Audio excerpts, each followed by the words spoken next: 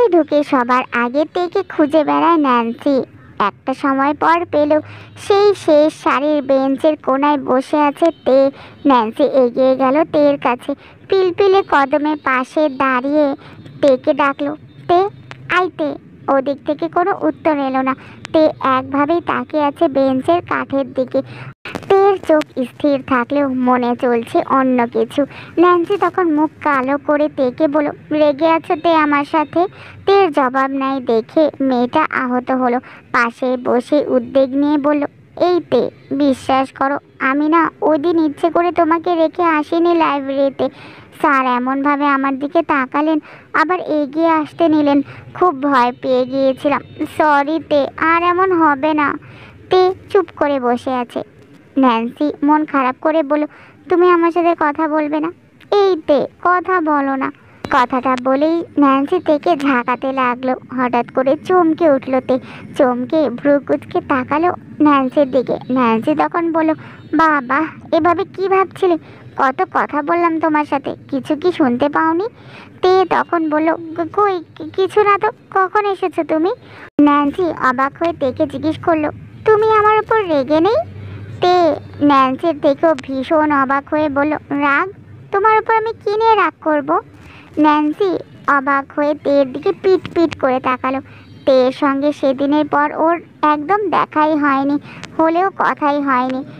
Nancy মনে মনে ধরেই বসেছিল তে ভীষণ রেগে আছে তার উপর। ওকে পেলেই হয়তো কয়েকটা চড় থাপ্পড় বসিয়ে দেবে। কিন্তু তে এমন কিছুই করলো না। ন্যান্সি তখন মনে মনে ভাবলো, যাক বাবা, রাগের কারণে যেহেতু তের কিছু মনেই নেই, মনে করানোর দরকারও নেই। এমন নরম সরম একটা বন্ধু জীবনে ভীষণ দরকার আছে। তখনই দরজায় এসে দাঁড়ালো কলেজের আরেক স্যার। হঠাৎ করে বলে বসলো, এই ক্লাসে তে কে? তে নিজের নাম শুনে সোজা হয়ে দাঁড়ালো। ভয় ভয় বসা থেকে উঠে দাঁড়াতেই বলল, জি জি স্যার, আমি। তখনই ওই স্যার তেকে বলল, তোমাকে নতুন স্যার ডাকছে, এক্ষুনি আসো, জলদি। তে আবারও ভয় ভয় বলল, জি জি স্যার। ন্যান্সি হাঁ করে বলল, কিরে, নতুন স্যার মানে তো ওই জিওন জাংকুক, উনি তোমাকে কেন ডাকছে? তা তো জানি না ন্যান্সি। তে আর ন্যান্সিকে এভাবে কথা বলতে দেখে সেই স্যার ভীষণ রেগে গেল আর বলল, আই মেয়ে, তুমি কি কথা শোনো না? তাড়াতাড়ি আসো বলছি। তে হাঁটা ধরতে সাথে উঠে এলো ন্যান্সি। ন্যান্সিকে দেখে স্যার তখন বলল, আই মেয়ে, তুমি কোথায় যাচ্ছ? তোমাকে তো ডাকেনি।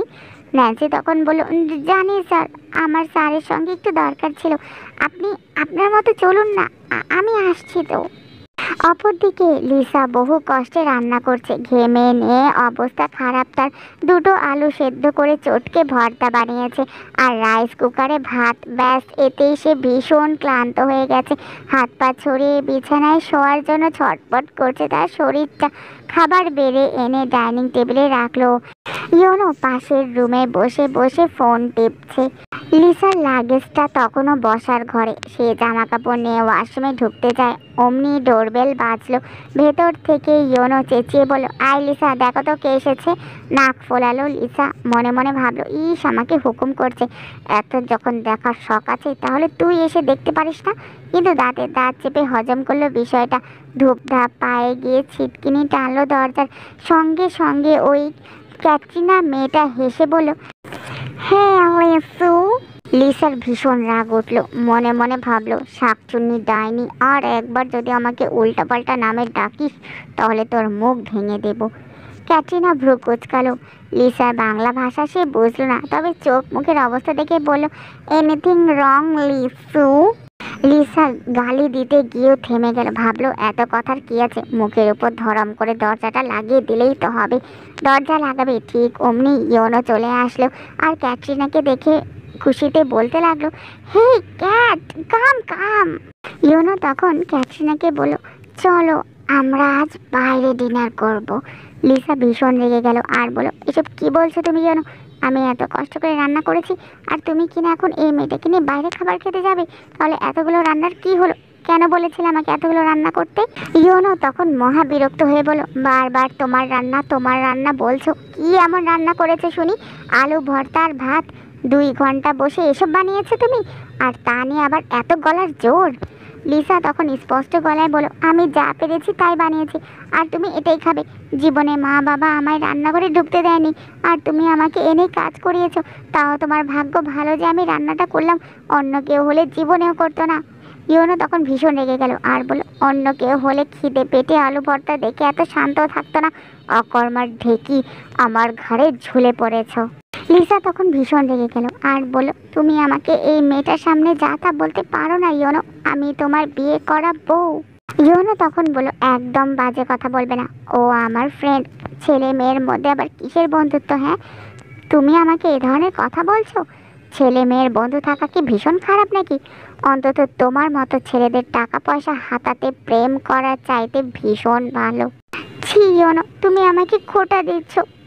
হ্যাঁ হ্যাঁ দিচ্ছি, আর তুমি এরকম আজে বাজে আচরণ করলে থাপ্পড় মেরে সংসার থেকে বের করে দিব। অপরদিকে চায়ের দোকানে প্রতিদিনের মতো ভীষণ ভিড় থাকে, কিন্তু আজকে সেখানে ওর চেনা মুখগুলো নেই। নেই জাংকুক, আর না আছে তার বাকি বন্ধুগুলা। ইয়ঞ্জন বিরক্ত হয়ে চায়ের দোকানের সামনে দাঁড়ানো কিছু ছেলেদের দিকে তাকিয়ে বলল, জেকে ভাইয়া কোথায়? ছেলেগুলো তখন ইয়ঞ্জনের দিকে তাকিয়ে বলল, আরে জেকে ভাইয়ের ফ্যান দেখি, অনেকদিন পর দেখলাম তোমাকে, কেমন আছে ভাই তুমি? ইয়ঞ্জন তখন মনটা খারাপ করে বলল, জেকে ভাইয়াকে ইদানিং এখানে দেখা যায় না কেন, উনি কোথায়? ছেলেগুলো তখন বলল, আচ্ছা জেকে ভাই, ভাই তো জরুরি কাজে গেছে, আসবে মেলা দিন পর। কোথায় গিয়েছে উনি সেটা তো আমাদের বলেনি ভাই। তাহলে ওনার বাকি বন্ধুগুলা কোথায়? কাই ভাইয়া আর জেহব ভাইয়া, সুগা ভাইয়া, ওনারা কোথায়? ওনারাও কাজে গিয়েছে। কেন বলো তো, কোনো দরকার আছে তোমার? ইয়ঞ্জনের মুখে অমাবস্যা নামলো। মনটা ভীষণ খারাপ হয়ে গেল তার। মনে মনে ভাবলো, হুটহাট কি কাজে গেল সবাই? সবাইকে বাদ দিয়ে হলেও এই জেকে ভাইকে তো তার ভীষণ প্রয়োজন।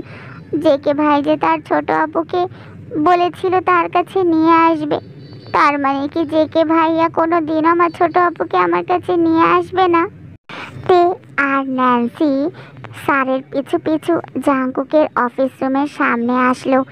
তে দাঁড়িয়ে আছে আর ন্যান্সি উকি ঝুঁকি মারছে ভেতরে।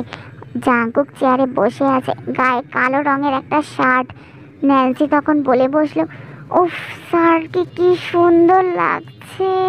তখনই জাংকুক মাথা তুলে তাকালো আর দেখলো ন্যান্সিকে। ন্যান্সিকে দেখে ভীষণ বিরক্ত হয়ে গেল জাংকুক আর বলল, আপনি আপনি এখানে কি করছেন? আপনাকে তো ডাকা হয়নি। ন্যান্সি তখন ঠোঁট ফাঁকা করে বলল, জি না মানে স্যার। জাংকুক ভীষণ রেগে গেল আর বলল, তুমি ক্লাসে যাও। জাংকুকের এমন ব্যবহারে ন্যান্সির মনটা খারাপ হয়ে গেল। তের দিকে একবার তাকিয়ে মনটা খারাপ করে চুপচাপ চলে গেল সেখান থেকে। তের ন্যান্সির জন্য ভীষণ মায়া হলো।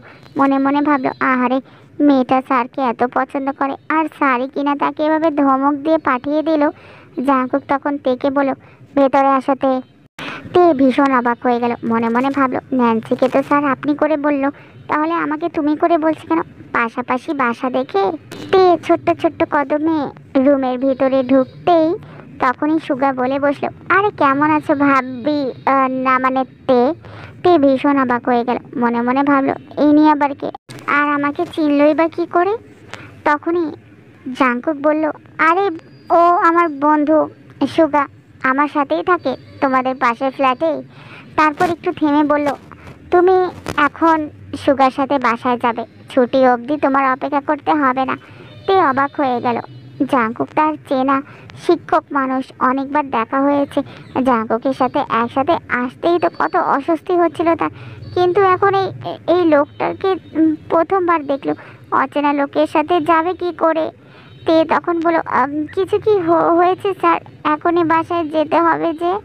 জাংকুক তখন বলল, হ্যাঁ তুমি সকালে যেই ছেলেগুলোকে থাপ্পড় মেরেছিলে তারা তোমার জন্য বাইরেই অপেক্ষা করছে। তে ভীষণ ভয় পেয়ে গেল। ভয়ে ঢোক গিলল সে। তেকে এভাবে ঢোক গিলতে দেখে জাংকুক মনে মনে ভীষণ হাসলো আর একটু রং ছড়িয়ে বলল, এখন চলে গেলে তুমি নিরাপদ, কারণ সেই নিরাপত্তার দায় আমার। কিন্তু ছুটির পর যেতে চাইলে।